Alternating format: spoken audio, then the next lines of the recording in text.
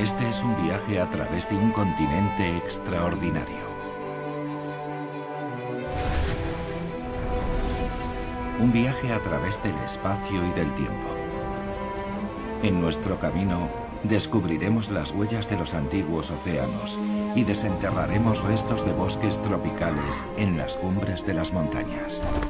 Los dinosaurios serán nuestros compañeros de viaje. Nos encontraremos con los neandertales y seremos testigos de un accidente cósmico que estuvo a punto de destruirlo todo. Conoceremos a los cazadores y a sus presas. Y acompañaremos a Europa en su largo viaje alrededor de nuestro planeta.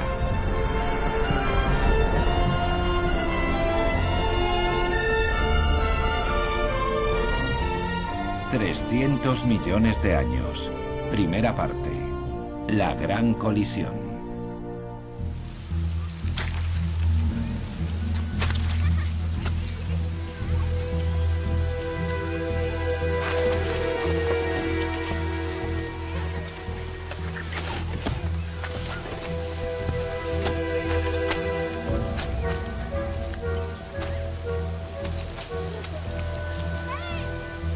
Hace 100 años, muchos ya eran conscientes de la existencia de ciertos animales antiguos y misteriosos.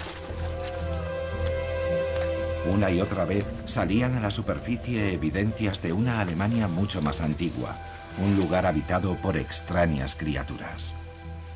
Este solo fue un hallazgo más de aquellos tiempos prehistóricos. Los huesos de un animal legendario. La era de los dinosaurios había comenzado. Ellos dominarían la Tierra durante los siguientes 150 millones de años.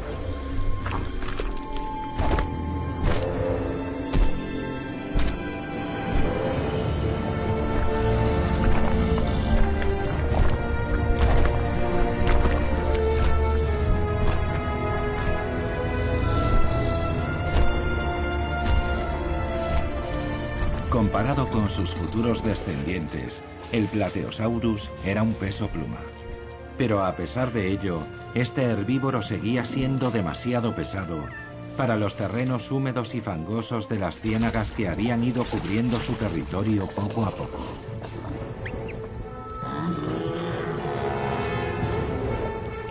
El viscoso limo los engullía como arenas movedizas.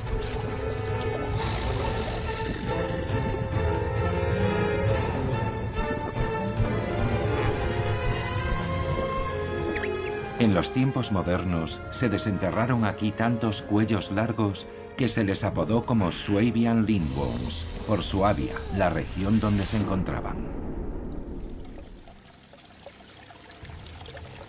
Estas criaturas señalan el comienzo de la historia de los dinosaurios. Aquel hueso solo era la punta del iceberg. Pero antes demos un gran salto hacia atrás.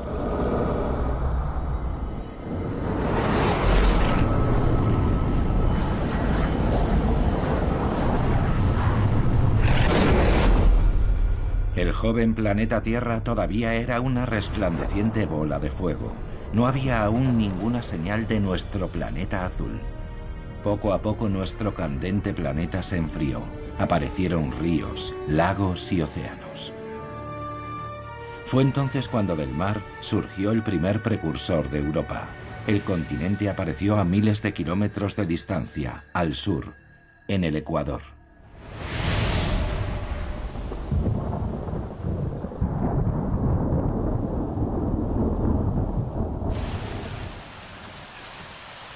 Actualmente se conoce a aquella era remota como el período carbonífero o era del carbón.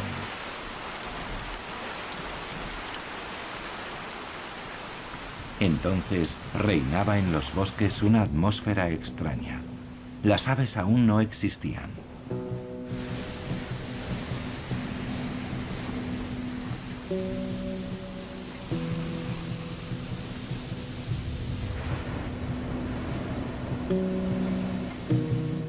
El clima era húmedo y caluroso.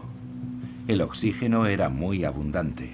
Más altos, más lejos, más largos. Los helechos alcanzaban alturas de hasta 20 metros.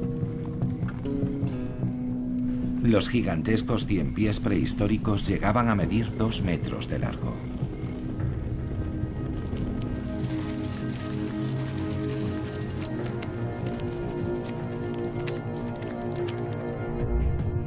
Los caudados fueron los primeros vertebrados que salieron a tierra firme.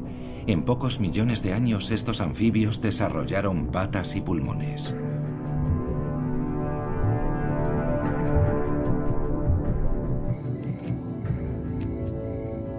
Y por primera vez, los animales conquistaron el aire.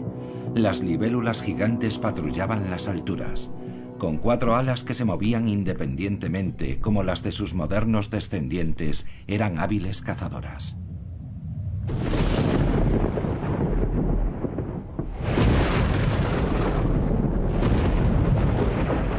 Los antiguos bosques tropicales producían enormes cantidades de oxígeno. Bastaba un trueno para que la explosiva mezcla de aire entrara en combustión.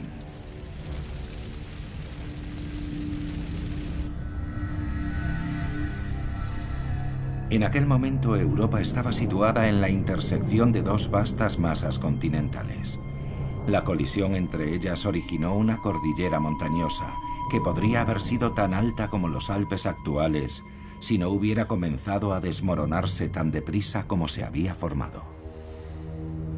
Los bosques pantanosos quedaron sepultados bajo los escombros de esas montañas, pero volvían a crecer de nuevo, solo para volver a ser inundados por las aguas del océano, que los cubrían con detritos rocosos y arenosos, un proceso que duraba millones de años. Sin oxígeno las plantas no se pudrían. Primero se convertían en turba, luego en lignito y finalmente en hulla.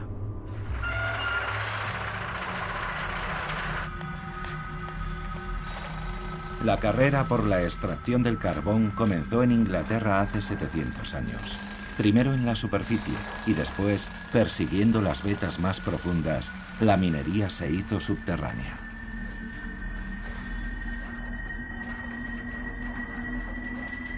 La energía almacenada inicialmente en las plantas iba una vez más a salir a la luz.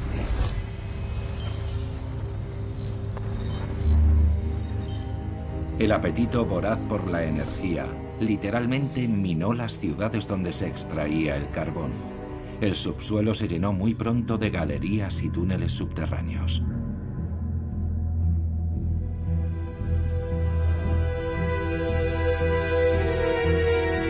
Mientras tanto, en la superficie se construían centrales eléctricas alimentadas con carbón.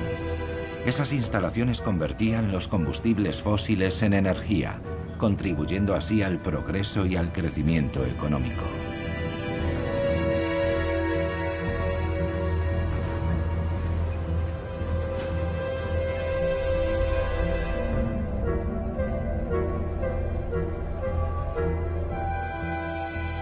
La escoria acumulada en el exterior de las minas de carbón saca nuevamente a la luz los bosques primigenios enterrados hasta entonces. Sus huellas pueden verse en los delicados contornos que los especímenes gigantes dejaron en los estratos de carbón. Los enormes helechos habían quedado inmortalizados en la piedra, al igual que los ciempiés gigantes.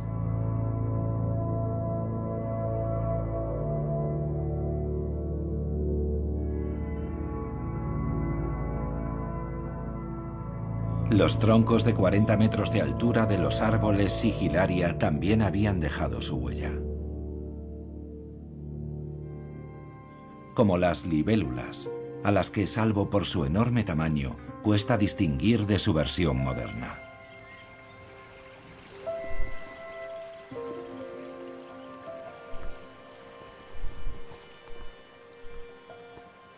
El diseño de la espectacular libélula apenas ha cambiado en millones de años.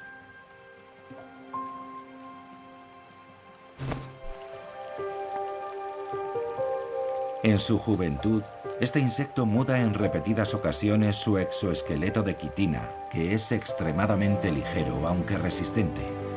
Bajo esa armadura desechable, su cuerpo está dividido en segmentos blandos.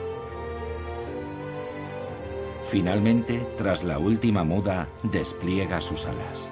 La libélula ha alcanzado la madurez.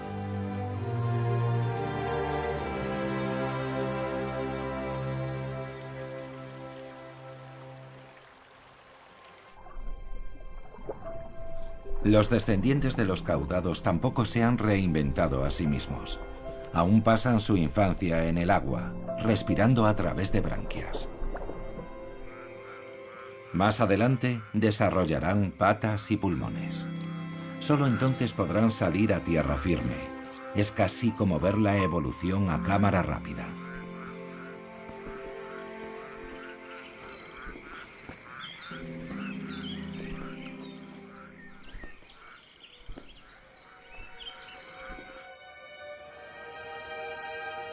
En la Europa central de la prehistoria, aquí se alzaba una enorme cordillera montañosa, de la que no queda ya casi nada. La erosión desgastó esa cordillera del período carbonífero prácticamente hasta su desaparición. La erosión de sus cumbres llenó los valles de rocalla. Lo que queda son los vestigios de las cordilleras del Carbonífero del sur, del este y del oeste de Europa occidental, los Sudetes, el macizo del Rin y las Árdenas. A menudo el agua se acumulaba sobre los estratos arcillosos impermeables del suelo de los valles, creando lagos. Contemplando el verde paisaje actual, cuesta imaginar que antaño se agitara aquí un océano primigenio.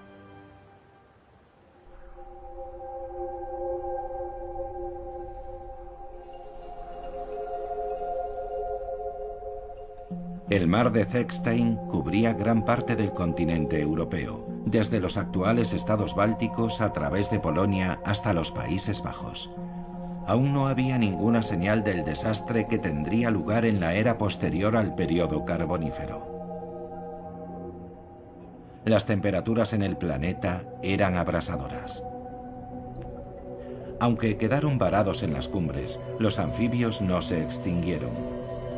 Los que lograron escapar de esas tierras áridas para regresar al agua sobrevivieron y siguieron adaptándose.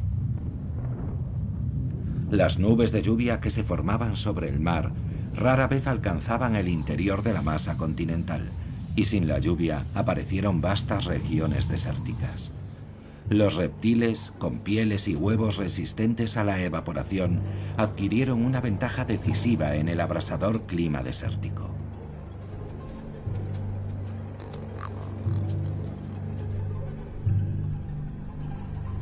Durante un periodo de 150 millones de años, las cordilleras montañosas cubiertas por el océano se fueron erosionando y luego se volvieron a secar.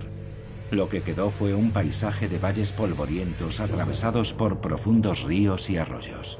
Los peces del fango encontraron una forma ingeniosa de salir del agua. En vez de pulmones desarrollaron cámaras branquiales que llenaban con agua que enriquecían constantemente con oxígeno, boqueando mientras avanzaban por la tierra. Los peces del fango no son el vínculo entre los peces y las criaturas terrestres. Al contrario, son la prueba de que, para cada reto, existen varias soluciones. Cualquier animal tardaría millones de años en dar el salto desde el agua a tierra firme.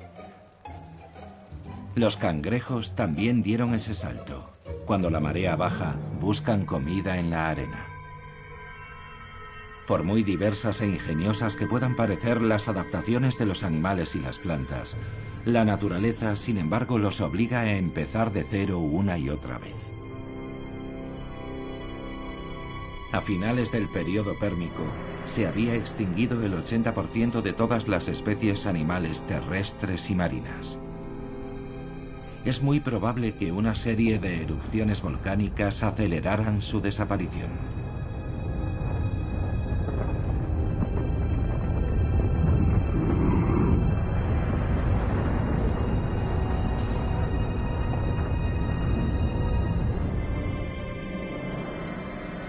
El clima era un caos. Las algas proliferaron y las bacterias devoradoras de oxígeno crearon zonas muertas en los océanos, envenenando toda la vida marina. A lo largo de la historia del planeta se han sucedido repetidamente extinciones masivas similares, que causaron la desaparición de grupos enteros de animales.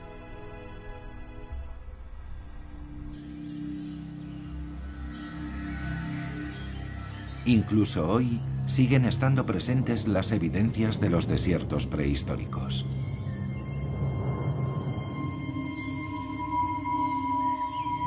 En el bosque del Palatinado, situado en la frontera franco-alemana, se formaron depósitos de arena y arcilla cuyos estratos alcanzan los 400 metros de altura.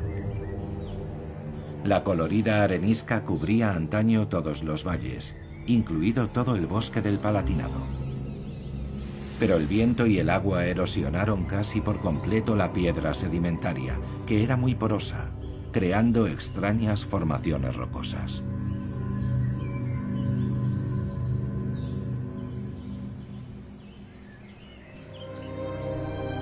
Y el bosque del Palatinado no es el único en Europa que ha cambiado.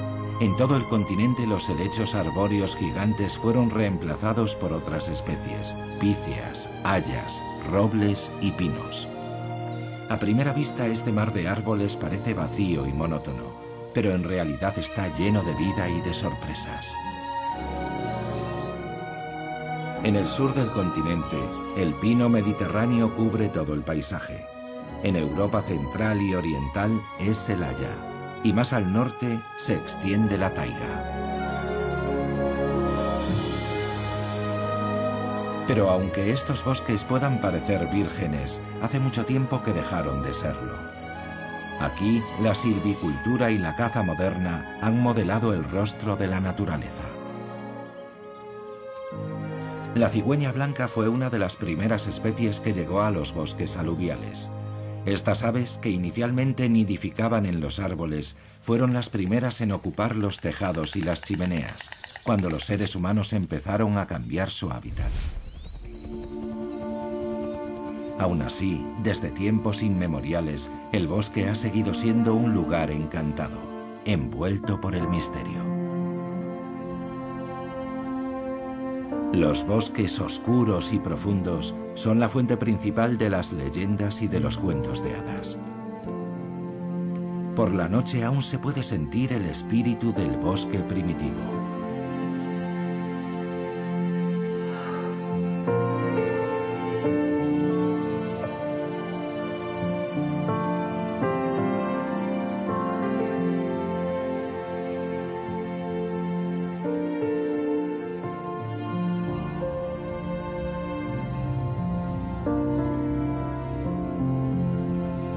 Sin embargo, en algunos lugares, el sueño del antiguo bosque se convirtió en una pesadilla.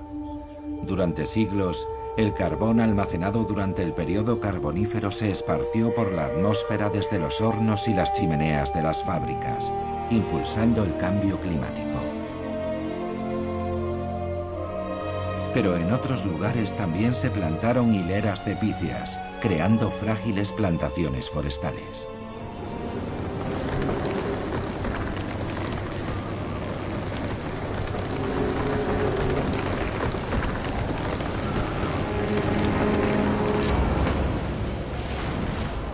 Una fuerte tormenta invernal puede arrancar a su paso los árboles de raíz y destruir todo el bosque.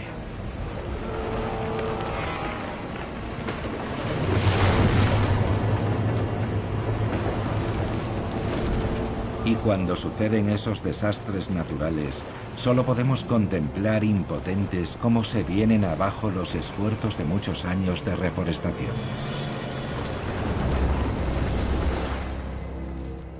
En el Parque Nacional de Baviera se han establecido las denominadas células forestales, áreas en las que los árboles caídos no se tocan, permitiendo que el bosque se regenere mediante sus propios mecanismos. Así queda abierta aquí la temporada de caza para los insectos. Los voraces escarabajos de la corteza pueden hacer su destructivo trabajo sin ser molestados. Estos escarabajos depositan en la madera sus huevos, y cuando estos eclosionan comienza el festín. Al igual que una plaga bíblica, los insectos arrasan el bosque de Picias. Pero todo final lleva consigo la semilla de un nuevo comienzo. Aunque de forma involuntaria, la perniciosa plaga ayuda a que surja un mundo nuevo, más natural y lleno de color.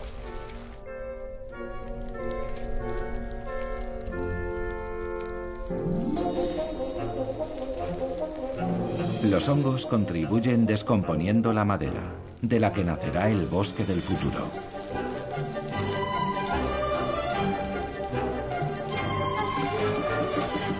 Las setas crecen a una velocidad asombrosa. Prácticamente surgen de la noche a la mañana.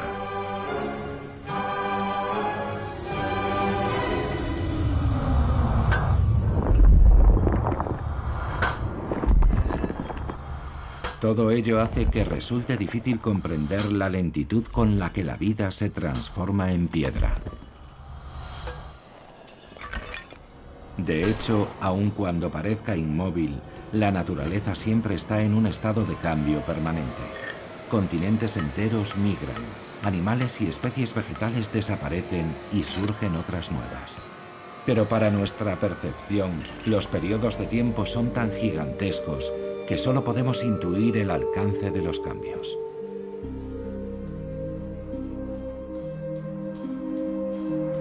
Los acontecimientos de muchos milenios pueden estar comprimidos en tan solo 5 centímetros de piedra.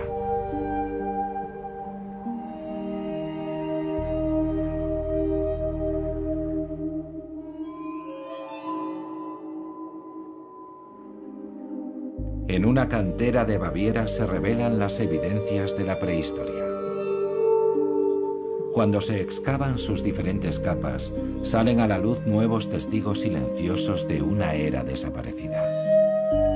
Entonces toda la región estaba al borde del mar, con lagunas superficiales cerca de la orilla. Bajo el agua, los arrecifes de corales cubrían la costa. Pero en las proximidades de la orilla, las cosas comenzaban a agitarse.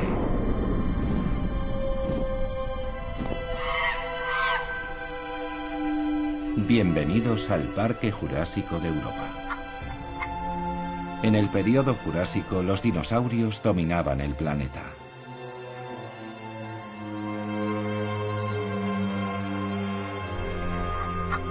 Hábiles voladores, cazadores veloces y gigantes blindados, los dinosaurios conquistaron prácticamente cada rincón de cada hábitat.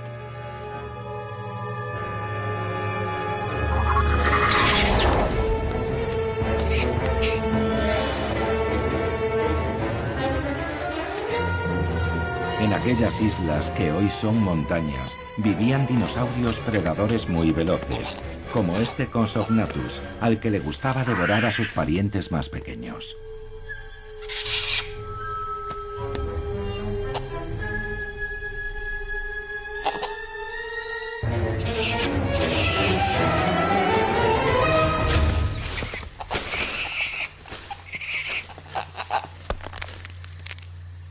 Aquella era salvaje fue testigo del nacimiento de una extraña criatura, con garras y una larga cola ósea, el Archaeopteryx.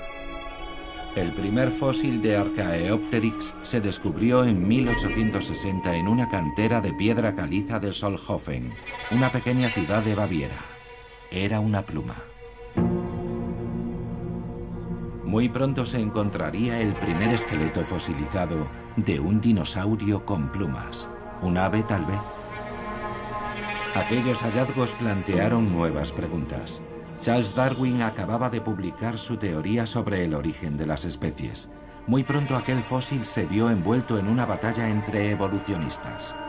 Uno de los bandos lo consideraba la prueba de que las aves procedían de los dinosaurios. Para el otro bando solo era una anomalía exótica, no un vínculo entre las dos especies. Se equivocaban. Cada estrato de piedra caliza de Solnhofen sacaba a la luz un nuevo fósil que originaba una nueva polémica.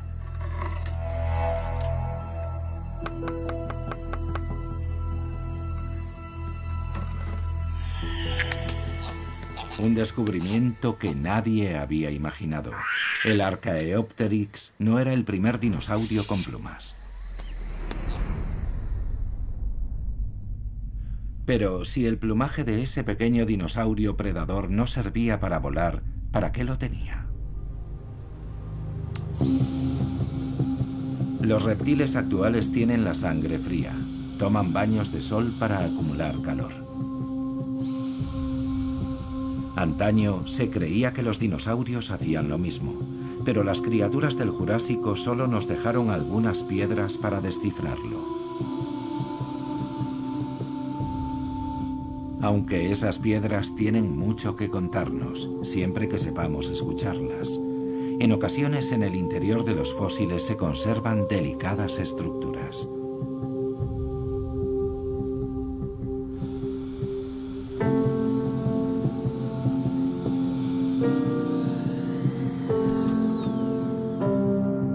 En la Universidad de Bonn, los investigadores examinan esas microestructuras.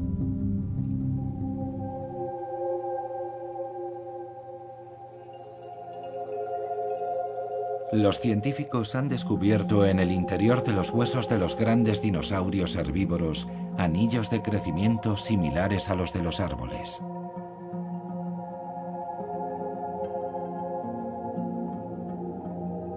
Las muestras de médula de los huesos muestran que en muchos dinosaurios los anillos aparecen espaciados en grandes intervalos. Debieron de crecer muy deprisa, algo que solo pueden hacer los animales de sangre caliente. La historia debe ser reescrita una vez más. Al menos varias especies de dinosaurios tenían algo en común con los reptiles modernos. Dinosaurios bípedos y cubiertos de plumas que calentaban sus huevos con el calor de sus cuerpos y alimentaban a sus crías. El parecido no es una coincidencia.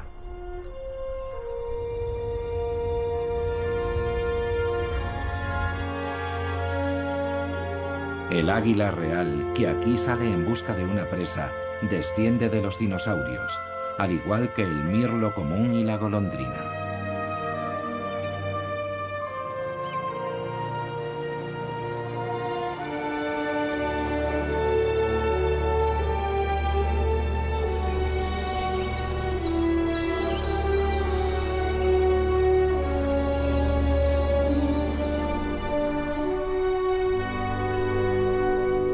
El hábitat del águila parece yermo, batido por el viento, viejo y lleno de grietas.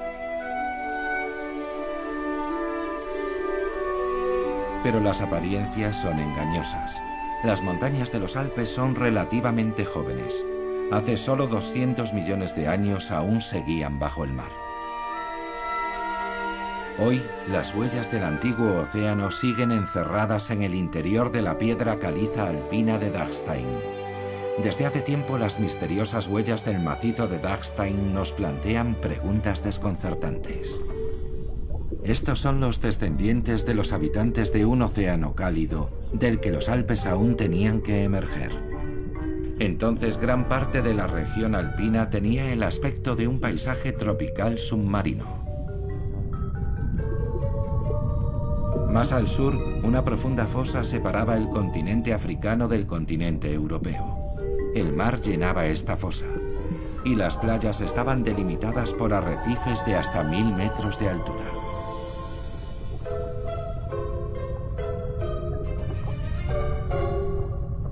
Los habitantes más pequeños de aquel mar tenían que protegerse de los dinosaurios marinos. Incluso en la oscuridad, los arrecifes alpinos no eran un lugar seguro.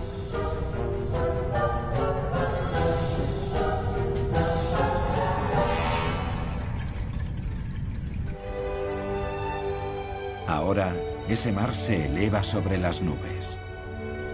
El lecho marino se plegó formando una cordillera. Sus 1000 kilómetros de longitud se estrujaron como un acordeón, y ahora solo tienen 100 kilómetros de anchura. Este escarpado paisaje montañoso es el resultado de la colisión de dos continentes. El continente africano presionaba desde el sur contra Europa.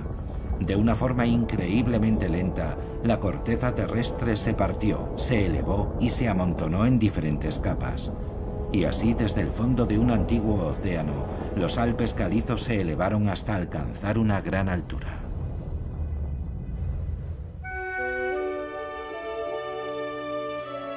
El antiguo lecho marino se transformó y aparecieron los acantilados rocosos, desde los que el agua caía libremente con toda su fuerza. La energía constante del agua volvió poco a poco a erosionar la montaña.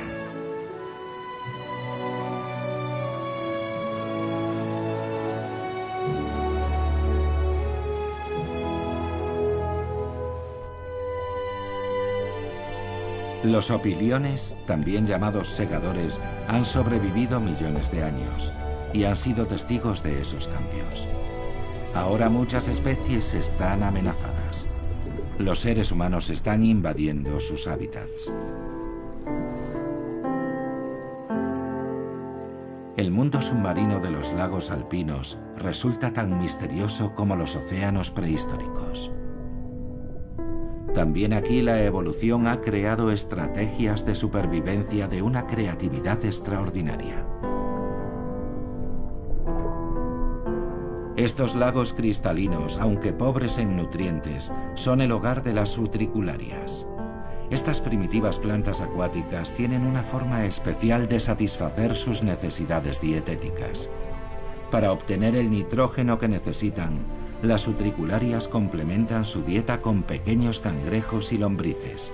Los animales más pequeños quedan atrapados en sus vejigas, donde son digeridos lentamente por esta planta carnívora. En la era de los dinosaurios, el antepasado prehistórico del lucio también cazaba en estas aguas.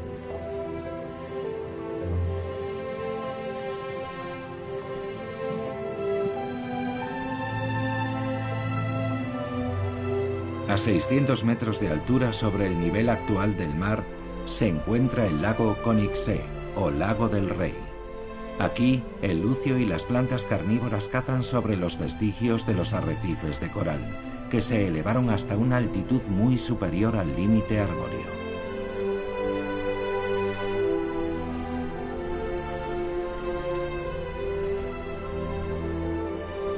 En tan solo unos millones de años, el hábitat se ha transformado, y con él, el reino animal y vegetal.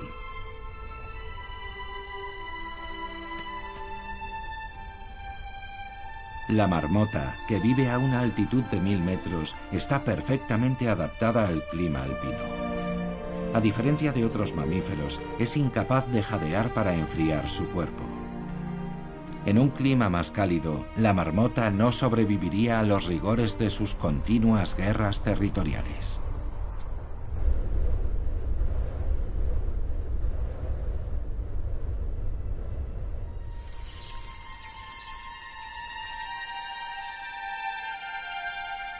Pero, ¿cómo se desarrolla una especie?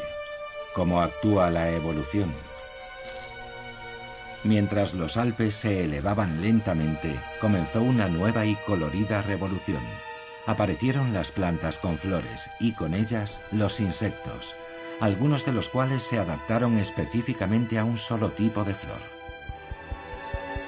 Si no existiera uno de ellos, el otro tampoco podría sobrevivir. Los insectos son atraídos por los nutrientes y ellos a su vez polinizan los capullos, asegurando la siguiente generación de las plantas con flor.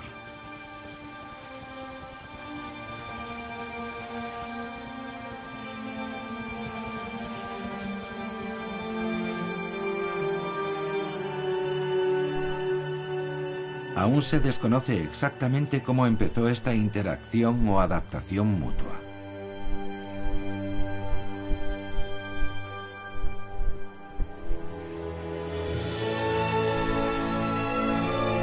A estas altitudes el mundo es un lugar peligroso.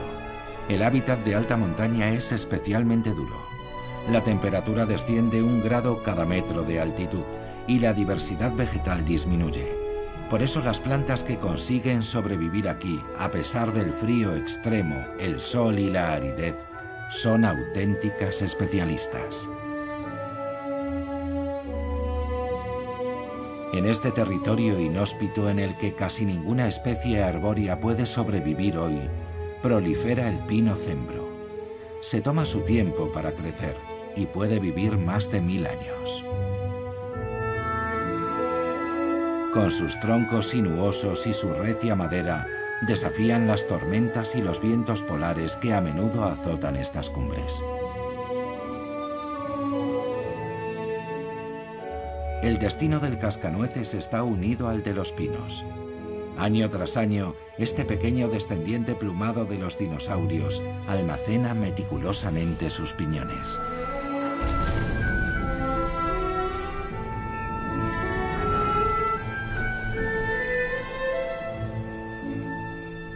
En otoño, un solo pájaro es capaz de guardarlos hasta en 6000 escondrijos.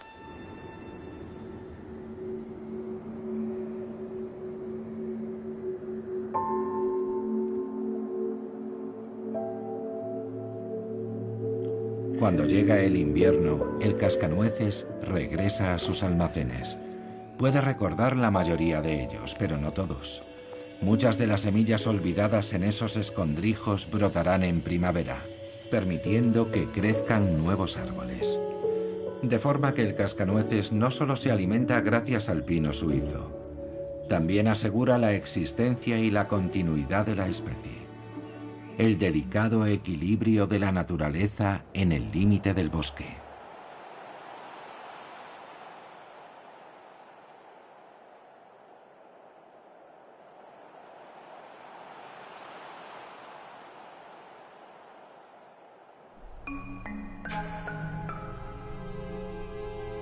Lo que antaño era el fondo del mar, hoy es el reino de los acróbatas.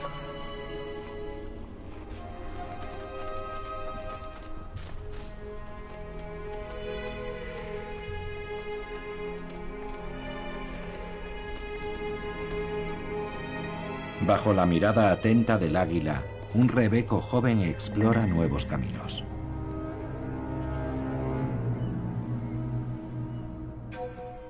A pesar de ser escaladores consumados, los desprendimientos y las avalanchas de rocas a menudo causan muchas víctimas, sobre todo entre los más jóvenes.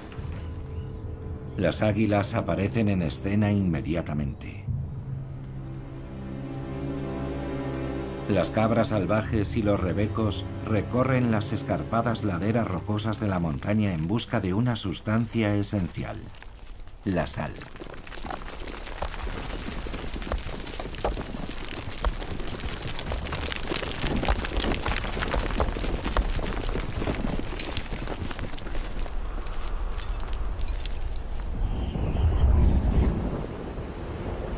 Durante el viaje del continente al norte desde el Ecuador, el sol secó sus mares menos profundos, transformándolos en desiertos de sal. Los océanos del período pérmico también dejaron su huella aquí, en el extremo sur de Alemania. Actualmente esos estratos salinos atraviesan las rocas de los Alpes de Berchtesgaden.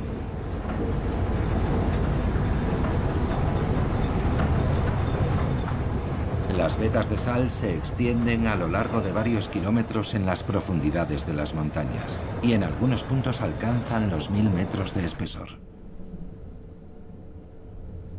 Cuando los Alpes empezaron a elevarse, los depósitos de sal también emergieron de las profundidades, deformándose a medida que se desplazaban. Su dibujo muestra claramente la elevación de la cordillera.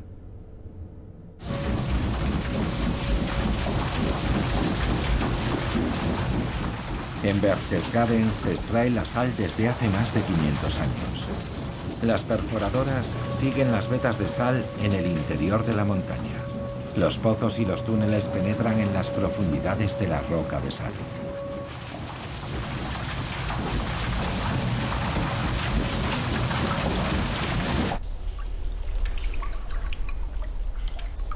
El agua de la montaña también se ocupa de su extracción, lavando la sal encerrada en la piedra.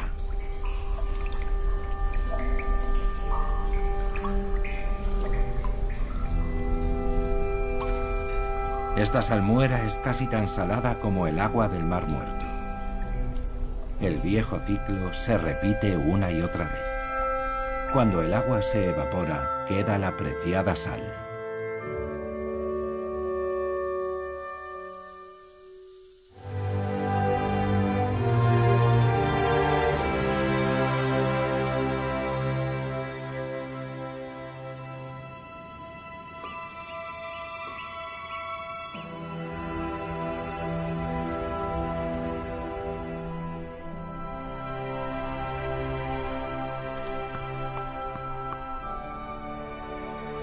Centenares de millones de años han dejado su marca en las rocas, dando a Europa su aspecto siempre cambiante.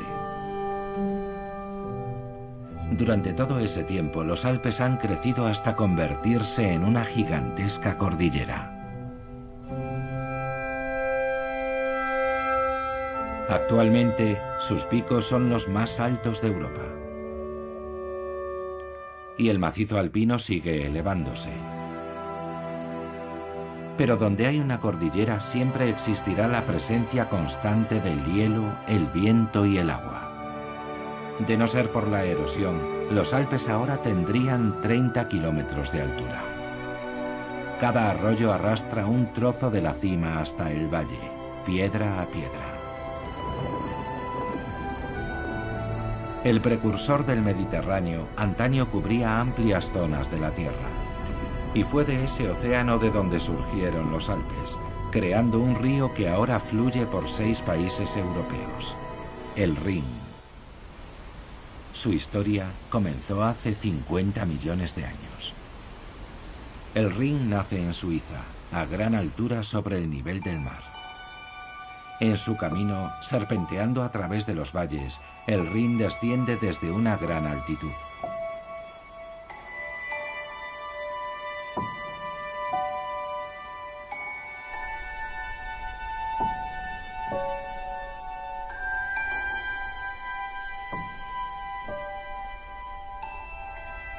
El Rin alpino arrastra a su paso arena y piedras, debido a la erosión de las cumbres de la cordillera.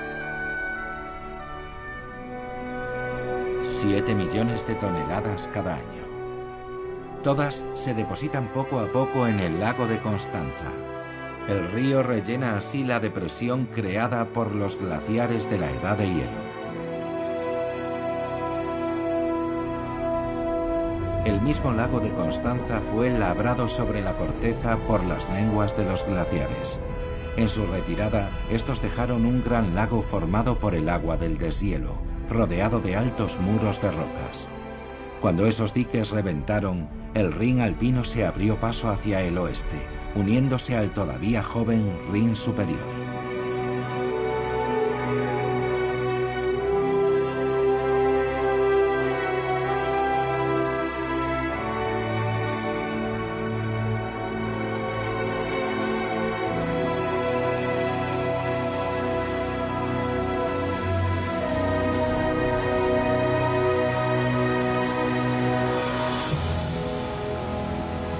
En las cataratas del Rin, muy cerca de Schaffhausen, Suiza, caen hasta 700 metros cúbicos de agua por segundo. Es la segunda cascada más alta de Europa.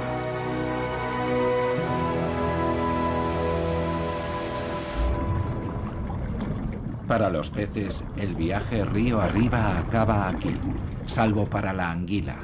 Sus raíces se remontan a hace millones de años. Desde la perspectiva evolucionista, la anguila es un diseño antiguo, pero que bajo ningún concepto está anticuado. La anguila puede salir de su elemento para evitar las cataratas a través de una ruta terrestre.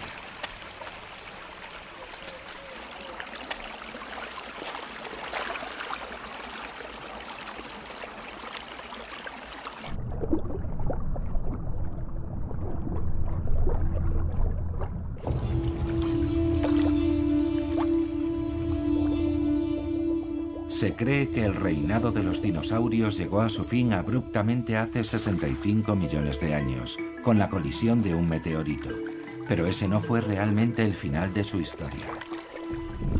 Sus garras solo recuerdan ligeramente a los dinosaurios predadores de los periodos Cretácico y Jurásico. Pero el mirlo acuático es uno de sus descendientes vivos. De hecho, todas las aves son familiares lejanas de los pequeños y veloces dinosaurios predadores, algunos de los cuales tenían plumas. La lavandera cascabeña es una diestra cazadora de pequeños insectos, pero sus antepasados difícilmente se transformaron en acróbatas aéreos de una generación a la siguiente. Como todo en el curso de la vida, también esa transformación fue probablemente un proceso salpicado de formas intermedias y transiciones.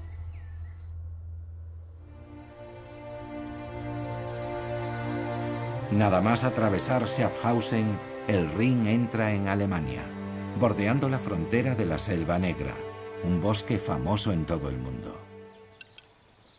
El territorio del urogallo se extiende bajo las sombras de las coníferas de montaña. El macho no es un as del vuelo, pero presume de un plumaje espectacular que demuestra a las hembras que su pretendiente sería una pareja sana.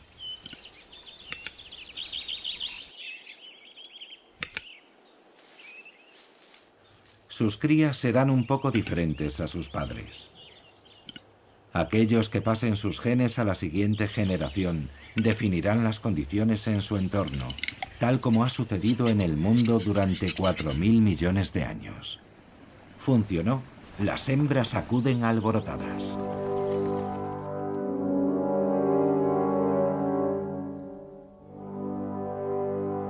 Algunos miembros del reino vegetal también han sobrevivido a las extinciones masivas del planeta.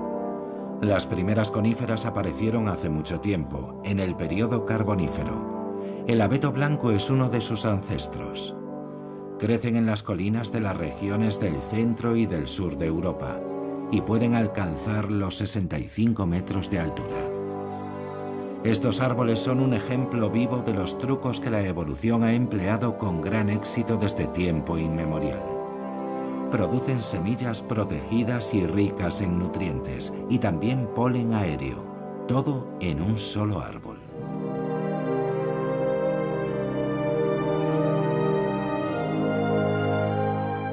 El río Butak nace al sur de la Selva Negra. Durante millones de años, la fuerza incansable del agua ha dejado al descubierto lentamente el estrato rocoso. El río atraviesa la historia de Europa, justo hasta la roca madre de la cordillera del período carbónico. El entorno siempre está cambiando.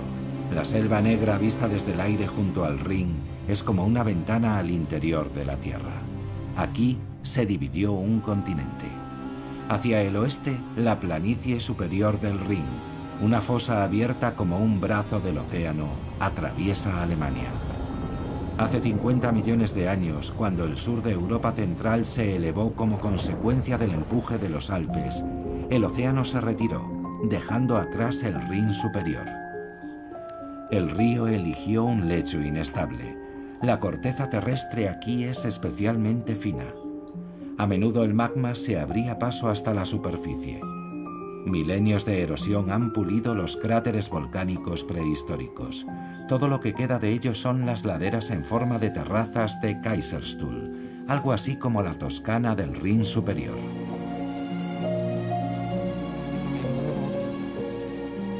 Los volcanes extintos son un terreno fértil para muchas formas de vida.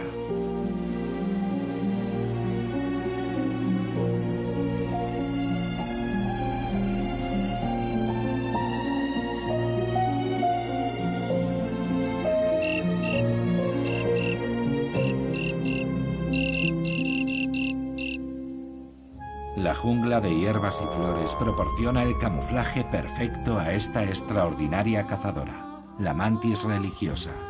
Es la época de celo y la hembra está hambrienta.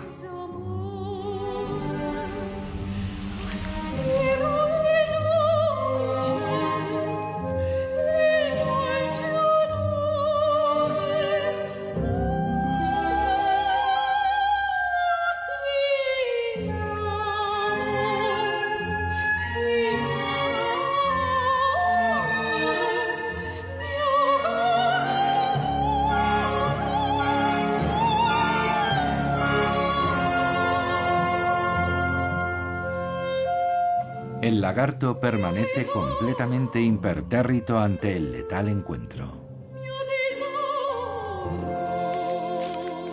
A diferencia de sus antepasados, millones de años atrás.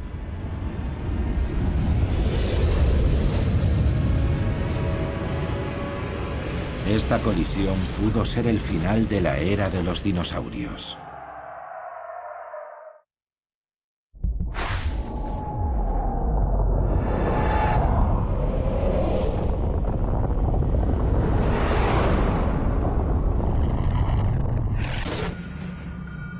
La explosión lanzó gigantescas cantidades de polvo a la atmósfera terrestre.